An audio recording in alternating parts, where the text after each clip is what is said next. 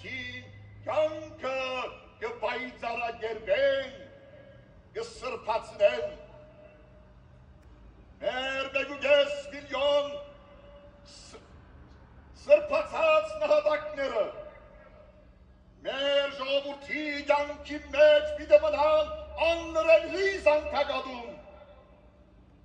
հիշեցնելով մեր ժողովրդին քրիստոնեական հավատքը,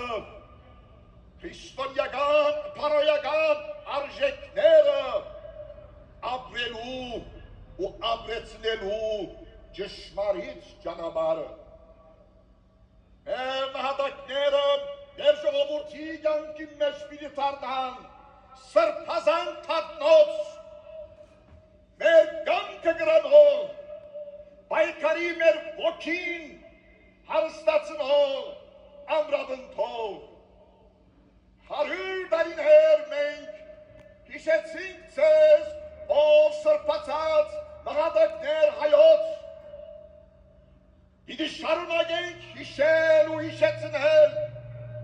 և անադատ աշխարհեն պիտի պահանջենք հավատարիմ ձեր սրբազան գդակին արդարություն,